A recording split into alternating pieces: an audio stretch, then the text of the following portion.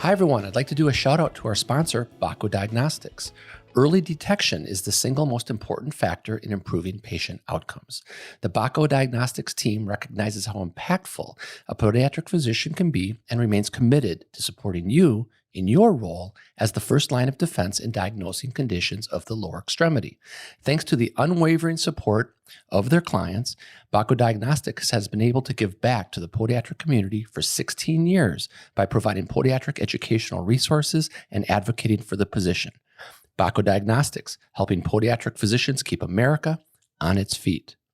If you have not yet had the opportunity to utilize Bako Diagnostics services, get started today by sending an email to corporaterelations@bakoddiagnostics.com.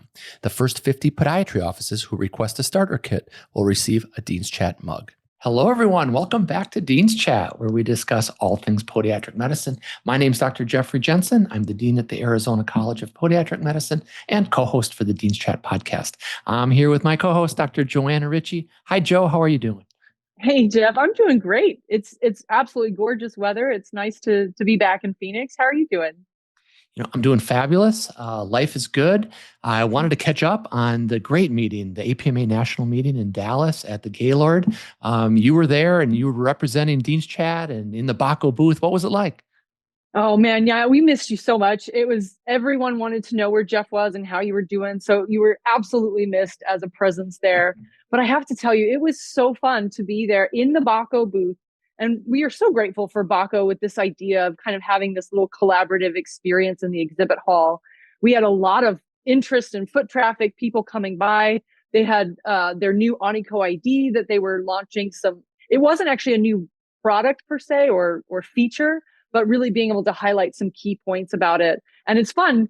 You'll get to see in some of these little snippets the authenticity, right, of filming live, where sometimes the angle's not quite right and we're not always completely in the shot. But the interviews, man, people are just wonderful. It was really fun to connect with people.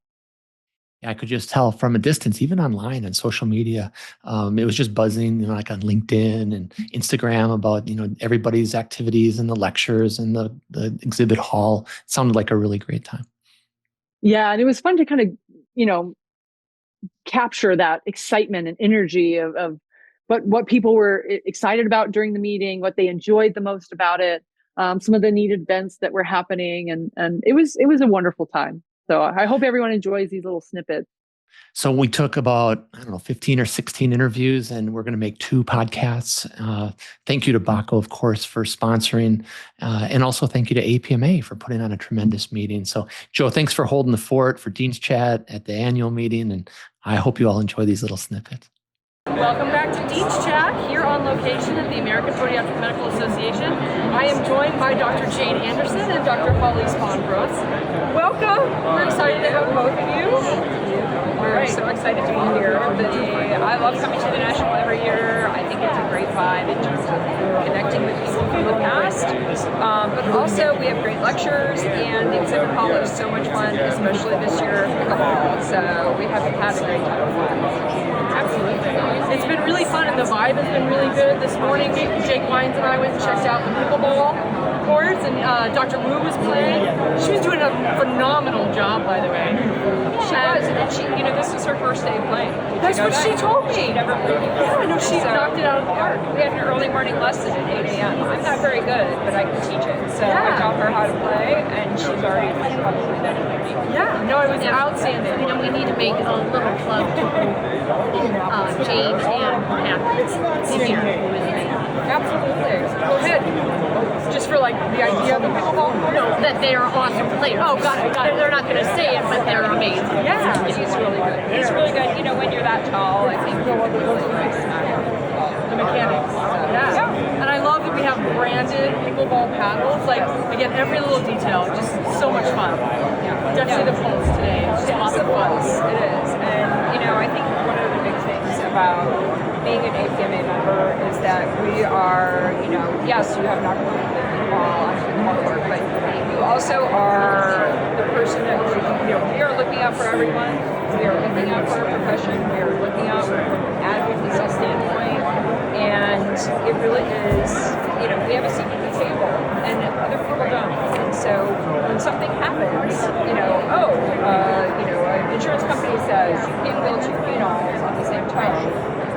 steps up and fights that battle. It is us. So Holly is our legislature, and she is amazing. And there's been a lot of recent buzz and things that have been happening. Absolutely. So I am the chair of legislation, and I believe wholeheartedly in advocacy and fighting for our profession. So when we have donations, they go directly to helping go to the Hill and fight. With everything that's happening with Medicaid, Medicare cuts, all these things are happening. We have to advocate for our patients and for our profession. We deserve what we do and keep being paid. Absolutely. You said it perfectly, Jane. Like, we're all impacted by this. And little things can make big impacts if we're not paying attention, if someone's not reading the fine print and being there to advocate on our behalf.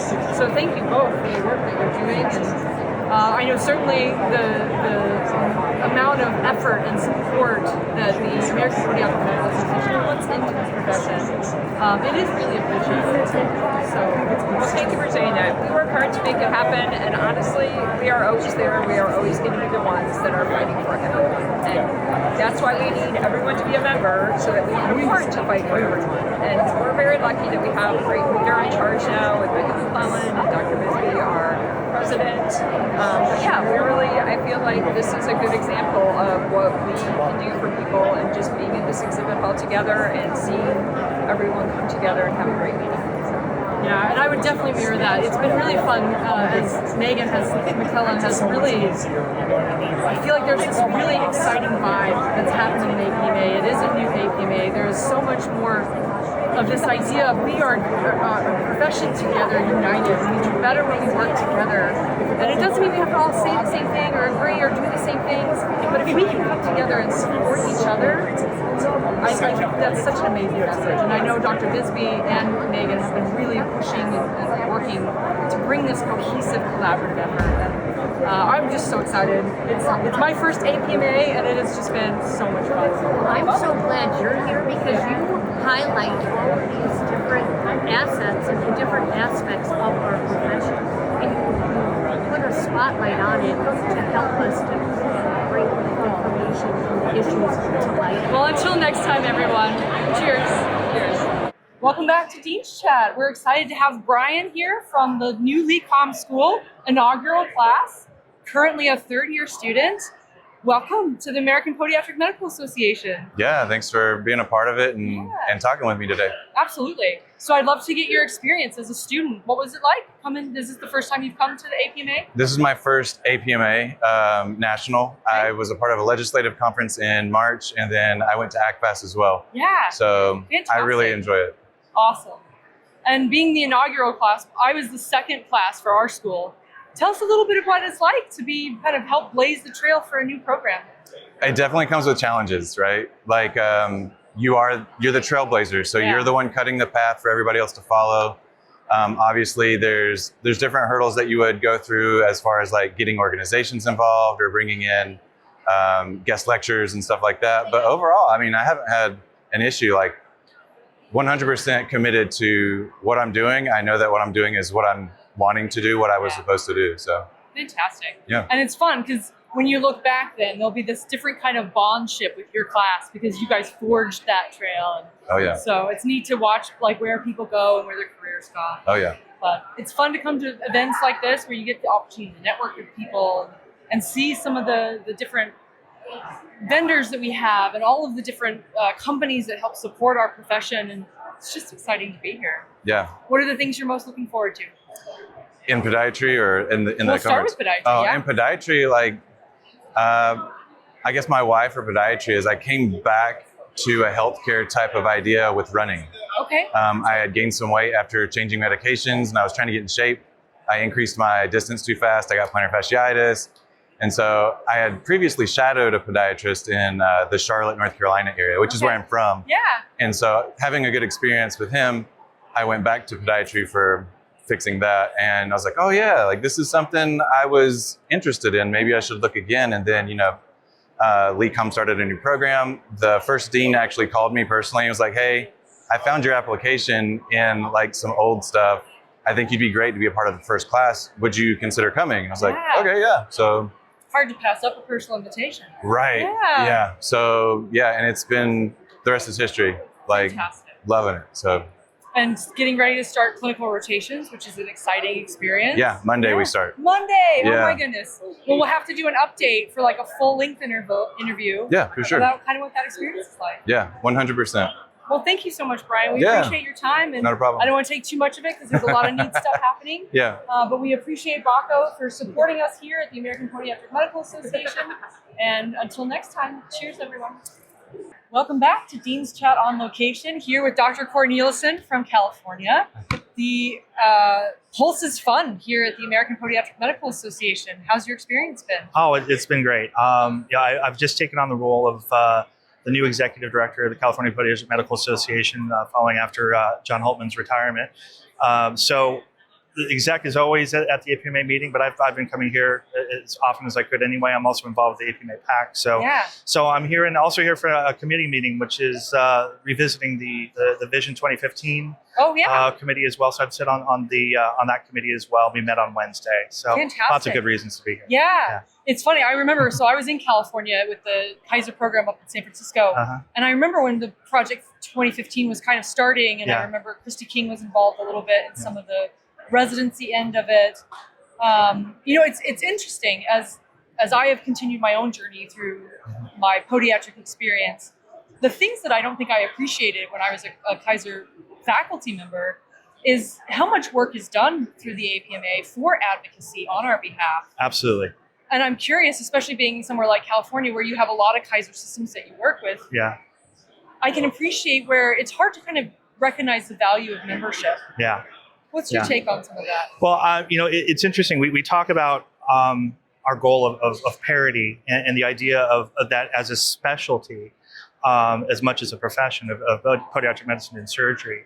That our goal is to see that is equivalent with any other specialty, with the same privileges but the same responsibilities within our own scope of practice within the specialty. The difference is that for podiatric medicine, that's oftentimes determined by state professional code, not simply about how that specialty is evolved and where it's going. But in California, the Kaiser system is a bit of not just an exception to that, but also a bit of a target professionally, because the doctors of podiatric medicine in the Kaiser system are treated as equals, and they certainly see themselves as equals, which also presents a bit of a challenge as far as understanding what the benefit of APMA's advocacy is, what CPMA's advocacy is, and it's probably more a matter of how they got there as opposed to where they are now, but certainly it's also a matter of protecting what they have and looking towards the future to make sure that the rest of us can also have that experience that those Kaiser podiatrists have, which is essentially equivalency both individually and professionally, whether that's at a staff meeting or in the surgeon's lounge or even on an administrative level. Absolutely. So, and certainly, again, something, it's like the onion. You start peeling back the layers, you realize how complicated it is. You realize there can be very small changes that happen that still impact everyone. And it could still reach faculty that are part of a Kaiser system or any other large organizational setting. And it's the things that, when I look back, nothing like age will provide wisdom, that you just start to realize that I'm so grateful that there are people that are paying attention to some of these. Again, it's a verbiage change, and now this payer is not going to provide access to care for patients. And again, these little subtle things that can start to happen, and that can equally affect anybody. That's true. And I appreciate how the APMA is really working to advocate for all podiatrists everywhere. Yeah. Whether they support them or not. But again, I can appreciate the challenges of membership when you're having to kind of also help explain the difficulties of what we're fighting for and why it matters. Well, probably the best example of that right now, and just what's come up in the past few weeks, is now how difficult it is going to be for medical students and podiatric medical students in particular to borrow enough money to go to podiatric medical school, to go through their training and make a decent living. And then that could be an obstacle to making sure that there are enough podiatric physicians to fulfill the need, and even to fulfill the needs in the Kaiser system as well. Absolutely. So, for instance, that is one way where there could be a direct effect on that. But, that issue right now is front and center as far as APMA's advocacy goes, both in a standpoint of the actual political advocacy, but also in terms of our fundraising as well. Absolutely. As far as the APMA PAC goes as well.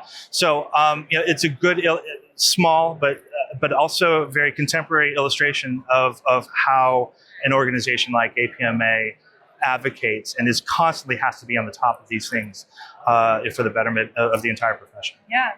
And every one of us has a voice, and you won't be able to exercise that voice unless you make it known. Yeah.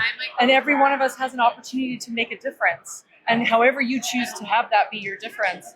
And that's where I'm just very grateful for the work that APMA has done to continue to progress the profession, to continue to help keep us at the forefront of these discussions so that, you don't get left behind. And I'd love to switch a little bit because I knew about Haley, your daughter, because we've had a chat with her. I didn't realize that you have 2 daughters in podiatry. I do, yeah. That's outstanding. Haley's big sister, Natalie, is in her first year of residency in Gainesville, Florida, just a recent grad of Western University. And having a wonderful time. So it was one thing to have one of my children decide that they wanted to pursue a career in podiatric medicine. And it's funny because I hear this so often. You must be so proud. And I kind of, downplay that a bit because I am, but they did this on their own. Yeah. They made this decision on their own. There was no matter of me really pushing them into this.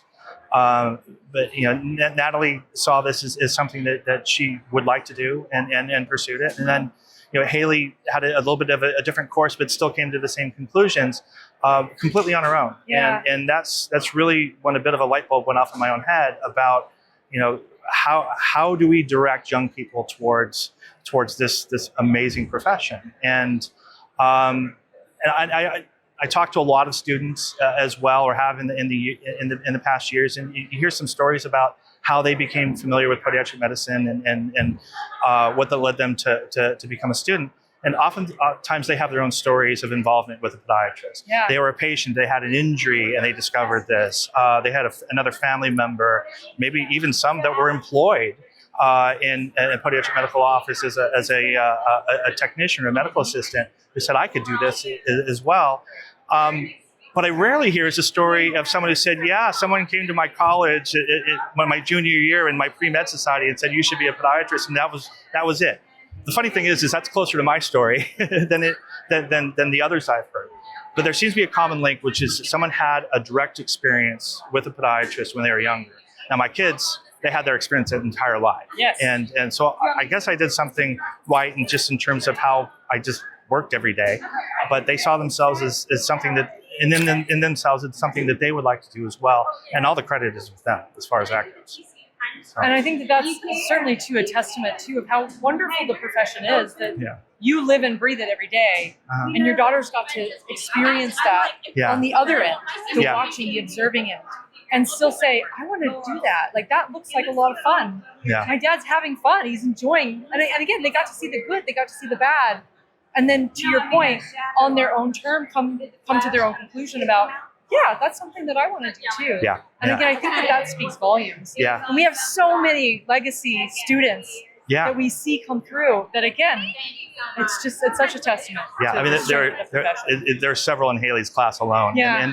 And I think the common link, again, to that is that, especially when someone's considering a career in podiatric medicine, there's a lot to navigate right now, especially with social media. Yeah. It's hard to know what to take seriously, what not. There's good information out, there's bad information out. But those that have had their own experience before really encountering all of that, I think have a better perspective to be able to navigate that and really determine how real that is to them. And also, pay attention to those concerns, but nevertheless still be able to come to the conclusion that this is what they want to do. Absolutely. And I think that's something from a recruitment standpoint that we should really focus on. Yeah. And, it's interesting. We've seen the shifts in medicine certainly over the last 5 years after the pandemic. And so, again, there's so many things that you can piece out of the information that you find online.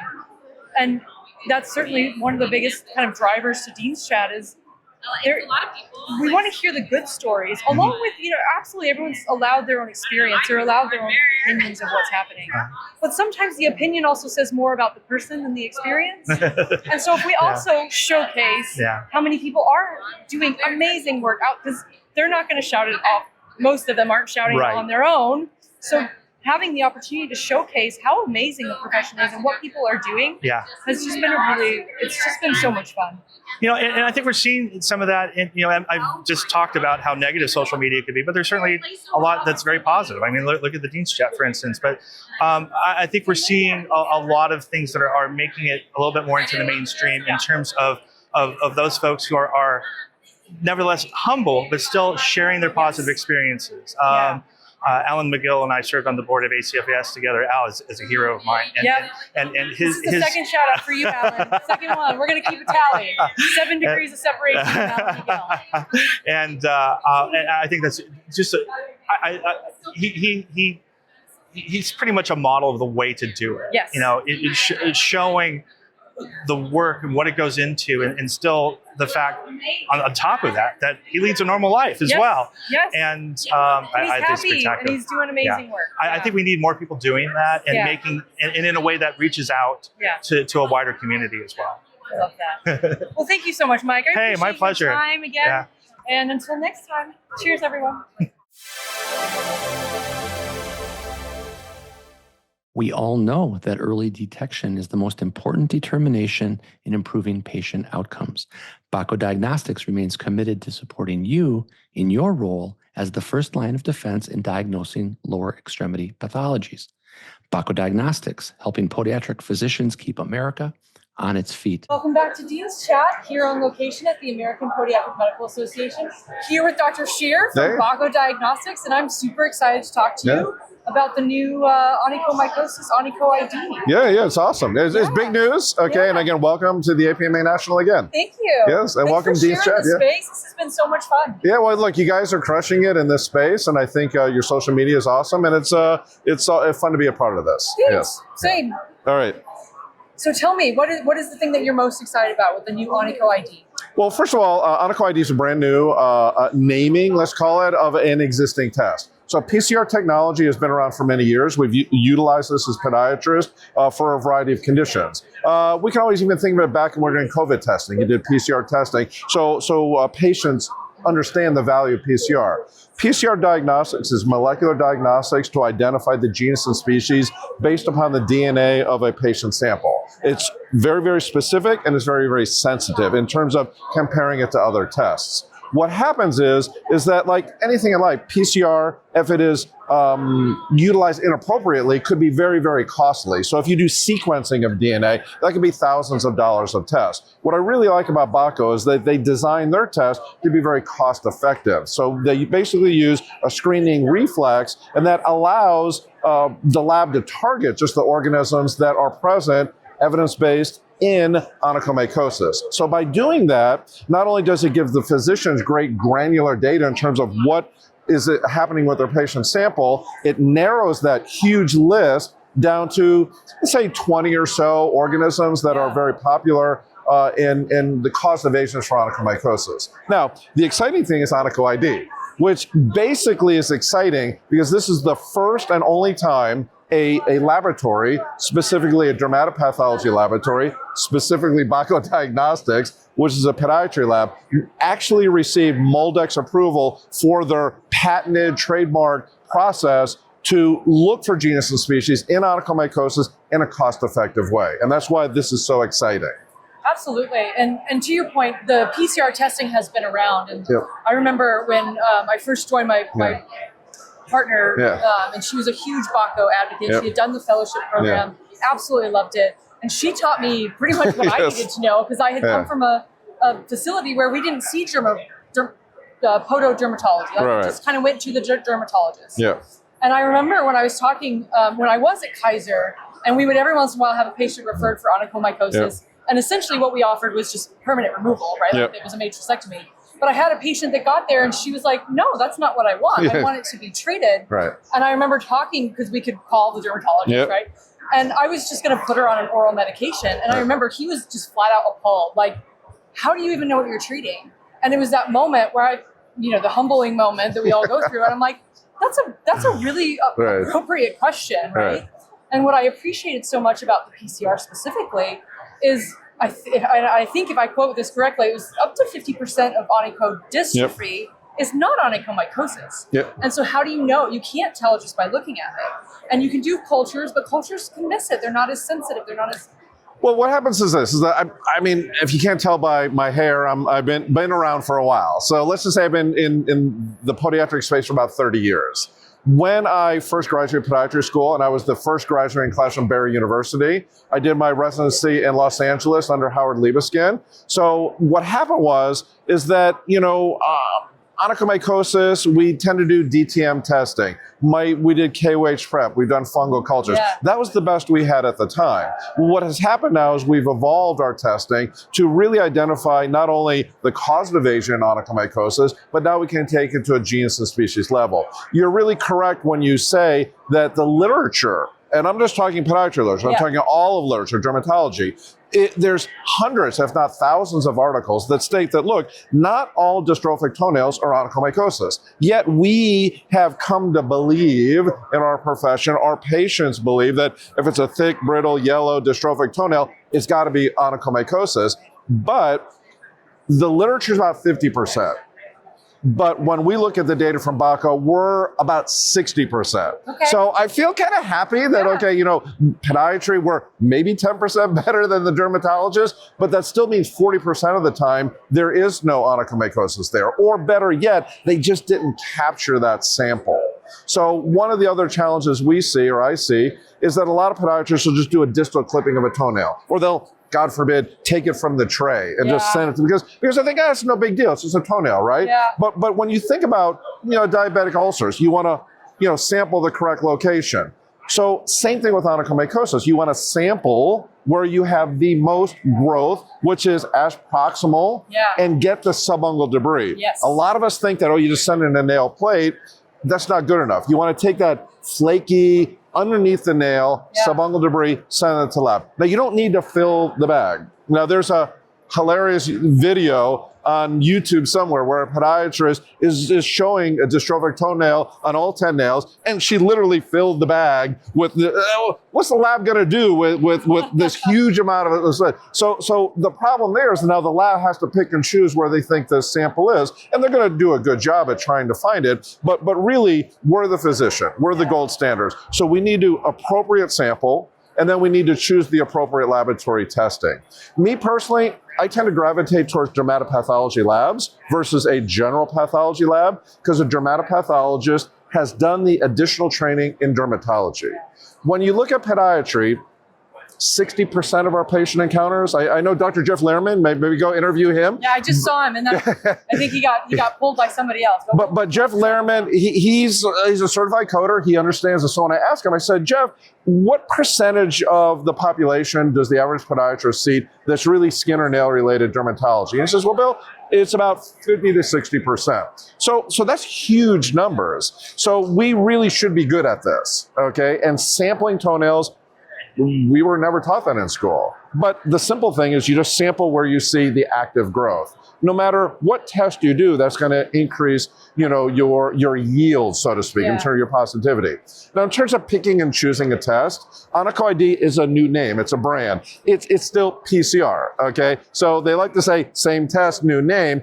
But the unique thing is that Bako Diagnostics is the only laboratory that now has this, what is known as MolDX approval, which is a big deal. So this is not a simple problem. Now, again, I'm not a microbiologist, I'm not a dermatopathologist, but I basically saw behind the curtain, so to speak, and this is years of going back and forth, improving the methodology. And really what Medicare is looking at is how do we approve cost-effective tests, not only for the general public, but they don't want to waste our money as taxpayers. And this is a big deal because for the first time, a laboratory was given MolDX approval for onychomycosis PCR test.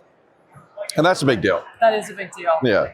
Well, thank you so much. Again, we really appreciate you taking the time. And certainly I know, again, my patients appreciate that accuracy. And helps if I'm going to put a patient on a medication which could potentially have side effects. Yep. We want to make sure we're doing the right thing. For sure. So we really appreciate one other thing I just want to review on that topic is that, look, this does not compete with staining. They complement each other. So PAS, GMS, and FM are staining. That is to really say, is there fungus there? Yes or no. Is there an infectious etiology or a non-infectious etiology? So what happens is onycho-ID is really for the infectious etiology, for onychomycosis. It's not for biomechanical psoriasis, lichen planus. You still need the staining. So I guess in a perfect world, we would be able to test patients for PAS, GMS, and onycho-ID.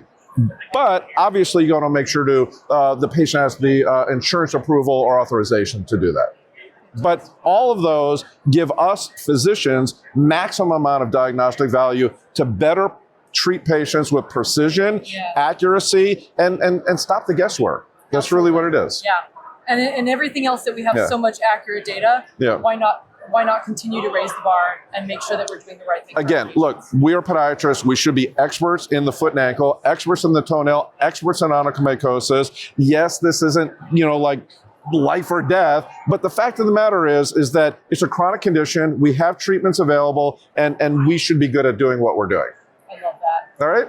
Nice to see you again. Yeah, so good Pleasure to again. see you. Congrats with everything you're doing. Thank you. Bye-bye. Until next time. Cheers, everyone. Bye-bye. We're back at the APMA conference here in Dallas, Texas at the Nationals with Dr. Mizuo, who kicked off the meeting yesterday with your inaugural speeches.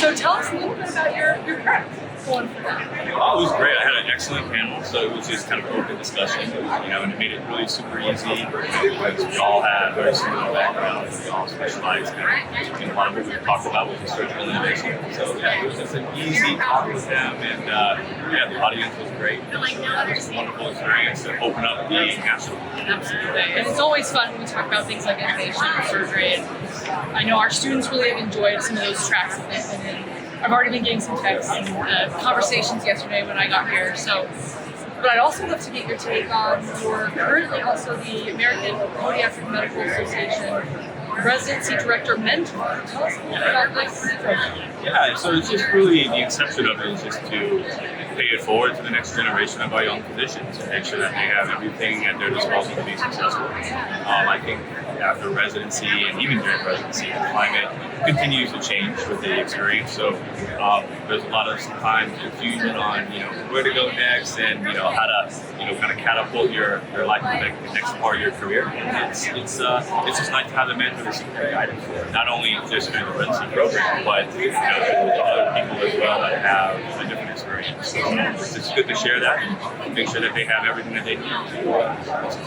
Absolutely. Mentorship is definitely something that we focus on our show. And it's such an important part of helping bring everyone up and support each other because you don't know what you don't know. And so having somebody to help identify those gaps and support you as you are building your residency program, help you navigate some of the new social norms. And I know Dr. Nasser is going to be doing a lecture, a couple lectures actually, from tracks, not just one lecture, but tracks on residency programs and wellness for directors and faculty as a part of the program.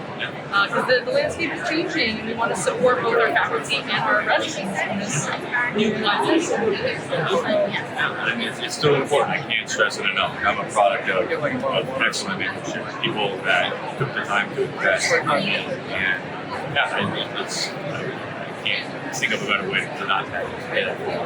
So, Well, thank you, Colin. We appreciate it. We got to go to the Podiatry. So again, we'll put some photos up on really adorable puppies, therapy dogs for sure. I'm open. Oh man, I know. We both fell in love with a little puppy. And it's dangerous. It is dangerous. But until next time, cheers, everyone. Well, we're back at the American Podiatric Medical Association, and I have Dr. Savannah Santiago here. Hi. And we're excited. Oh man, I'm so excited. I'm always so happy to see you. Yeah. All right, so you are lecturing in one of the panels. Yes. And I'm really excited about your topic. Oh, I'm so excited. So I'm talking about perioperative nutrition, specifically in athletes, more specifically the female athlete. So looking at our patients who have low BMIs and what we need to do to nutritionally optimize them before and after surgery, and how to get them back to their sport and get them back to their sport healthy, which is just everything to me. I mean, I ran cross country and track in college.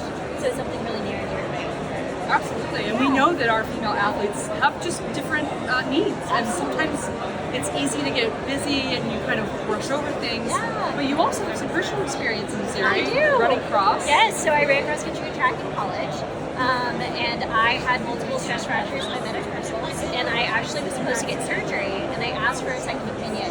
And I saw this amazing female podiatrist in Colorado Springs, and she actually looked at me in the whole picture, and we looked at my nutrition, and I had amenorrhea, and I had these weird stress fractures, and I was diabetic, and that's when we really figured out that I wasn't fueling my body properly for my training needs, and that was what was leading to my chronic injuries.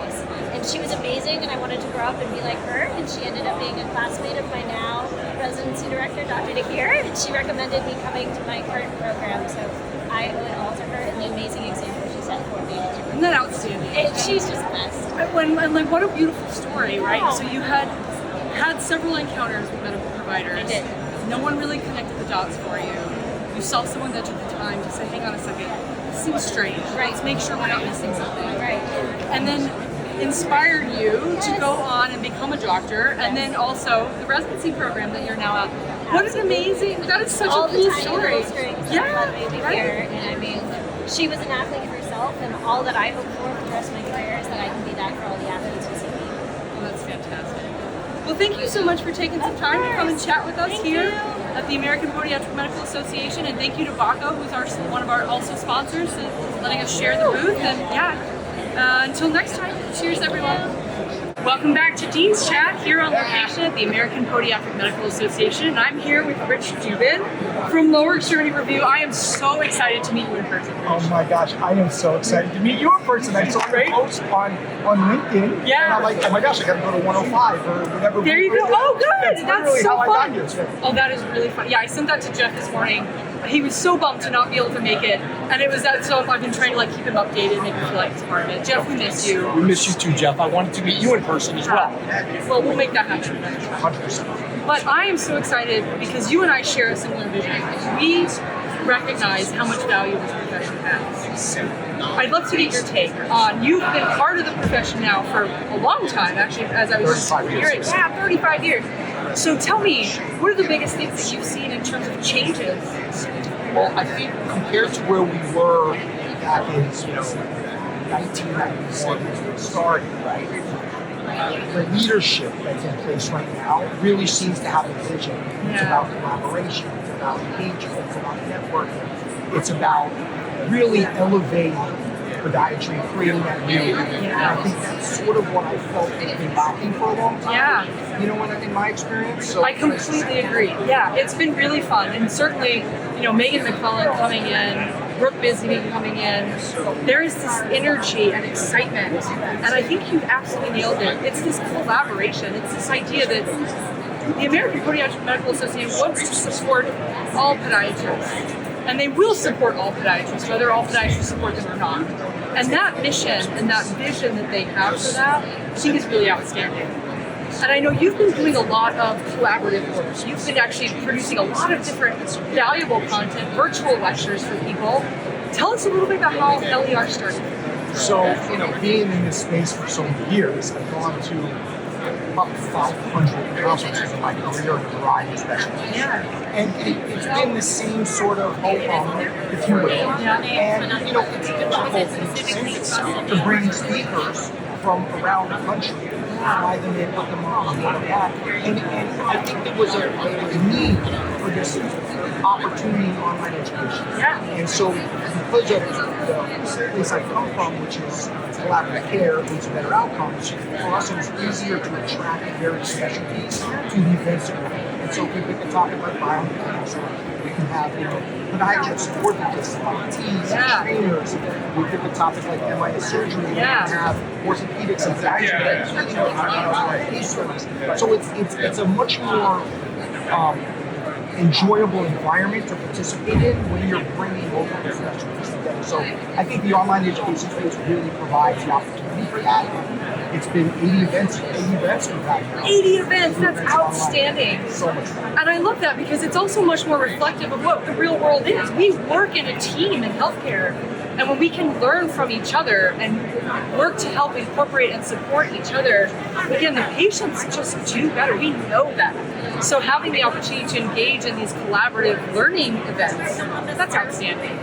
So, And we're having so much fun doing it. Like, you know. And that's the other thing, right? Like there's so much, I was actually talking to somebody yesterday about this. We have to be the architect of our own life, right? And no one's going to build the joy back into it. There's enough stuff out there. It's just life. There's stress. Stress isn't always bad, but there is something to be said. If we can do something and find a way to make it fun, like those are my core values. And it's like, let's do it. I think we share that same energy. Yeah. It's all about making a difference. Yes. And when I see other success, that makes me feel better. Yeah. Internally. So, you know, being a part of watching what you guys are doing in the Village Chat is awesome. I stay up on it. Thank you. This is what you're doing. Yeah. And you, Jeff, really, again, it's injecting some energy and excitement into the people, right? And educating others about, you know, what others are doing. Yes. And different opportunities. So that's, I think, where we share the same vision. And Yeah. It's exciting to be on the show. Yeah, well, thank you. And you're absolutely right. You know, it's funny. Podiatrists are a funny bunch, right? Like, the ones that are really happy and living their best life and doing the great things, they weren't out there talking about all the incredible work they're doing. And that's what I love about what Jeff had started. It was just like, tell me about your life. Yeah. Because that human part of what we do is so important. And our students, which is where I kind of, like, my focus has always been on residency student education. They want to connect with us. They want to know these stories because it does matter. And so it's been so nice to have an opportunity to just show. I mean, Jeff and I have fun, but really the wow of the show is our guests are amazing. And letting them have an opportunity to talk about that in a way that maybe doesn't feel as self-promotional. Because people don't want to always get online and look at the cool stuff I'm doing. Look at all these things I've published. Some do, and they should, right? Like, you've worked hard for that. But that's been the most fun. Everyone always like, oh, I don't know if I have much to say. And then an hour later, it's like, well, I guess we should probably wrap things up now. Exactly. Everyone has value. This is the most special thing about this. Like building those relationships. I mean, we're talking about building getting started and still having a relationship with years later. This is one of the most special things. When I walk around here, I'm seeing connections that I grew 30 years ago. And how special those relationships are. I think that's what brings me joy. Same for you. Absolutely. Yeah. And now that we've connected for the first time, like, we get to do the same thing. I know. Oh, yeah. It was really funny. I know this wasn't on camera, but like I saw Rich walking and I was like, oh, but I want to go say hi to him. And literally like this big old hug. Like we've known each other all the time. It's amazing. And that is, to me, that's the authenticity. That's the social media aspect. It's how we show up every day. Yeah. And so like finds life. It just happens that way. Totally. Right. So it's really awesome. Well, thank you so much for taking the time to come by the booth to say hi. And until next time, everyone. Cheers. Peace.